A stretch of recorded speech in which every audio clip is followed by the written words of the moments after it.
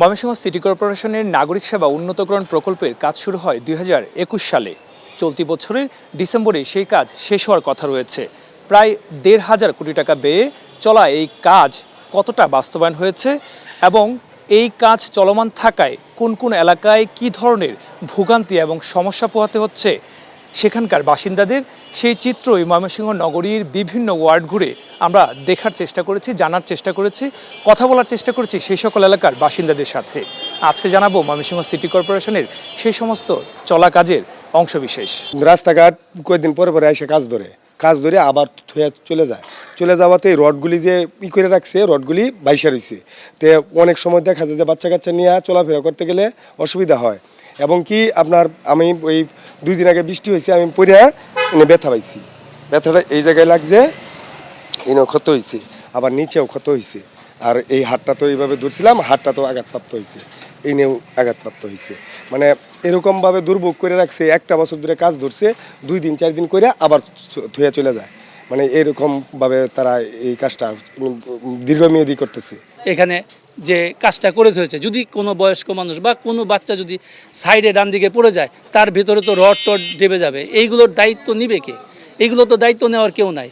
কিছুদিন আগে আবার কাজ সামনে আরম্ভ হলো, মসজিদ থেকে কিছুটা সামনে আরম্ভ হলো, কিছুদিন কাজ করার পরে সেটা আবার জাস্ট স্টপ হয়ে গেল কিছুদিনের মধ্যেই। তারা খুব সুন্দর সপ্তাহখান আগে চলে গেল।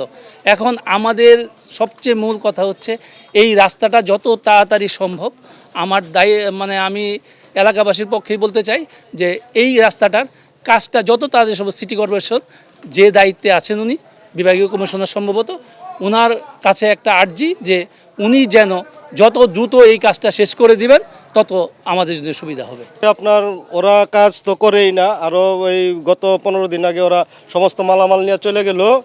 আর মাননীয় জেলা প্রশাসকের কাছে আমাদের আবেদন, সকলের আবেদন, এই ঠিকাদারি প্রতিষ্ঠানকে বাদ দিয়ে নতুন করে আবার ঠিকাদার নিয়োগ দিয়ে আমাদেরকে এই বেহাল দশা থেকে যত দ্রুত সম্ভব মুক্তি করুক। আমি বর্তমানে আছি ময়মনসিংহ নগরীর 19 নং ওয়ার্ডের বলাশপুর এলাকায়। এখানে বছরে 9 মাস পানির নিচে তলিয়ে থাকে এই রাস্তাটি। আমি যদি একটু দেখানোর চেষ্টা করি যে এই রাস্তাটি তলিয়ে থাকে বর্ষাকালে, যার মাত্রা অনেক গুণ বেড়ে যায় এবং আশপাশে যে সকল মানুষজন আছেন তারা ভোগান্তির চরম মাত্রায় ভোগান্তির শিকার হন। এলাকাবাসীর অভিযোগ যে বছরের পর বছর ধরে এই ধরনের দুর্ভোগ এবং ভোগান্তিতে তারা থাকলেও তার সমাধানে কার্যত কোনো পদক্ষেপ নিচ্ছে না সিটি কর্পোরেশন। খুবই খারাপ অবস্থায় আছি আমরা। এটা নিয়ে আমি বলছি সিটি কর্পোরেশনে যে আমরা খুবই অবান্তর অবস্থায়, অবহেলিতভাবে আছি। এটা একটা সিটি কর্পোরেশন আন্ডারে আসলে একটা রোড এইভাবে থাকতে পারে না। ঠিক আছে, আমরা ট্যাক্স দিই, সব কিছু করি। সমস্যা হচ্ছে আমরা যারা মনে করেন নর্মালি যাতায়াত করতেছি তাদের ক্ষেত্রে এই যে আমি এখন এখন হচ্ছে আমার বাসা থেকে ওই পর্যন্ত হাইটা যাওয়া লাগতেছে। এরপরে সকালে স্টুডেন্ট যারা আছে তারা, তারপরে বিভিন্ন ধরনের রুগী পারাপার হয় বা একটা অ্যাম্বুলেন্সও ঢুকতে। রাস্তা অর্ধেক করছে না, ভাঙ্গা গাড়ির আমাদের সমস্যা।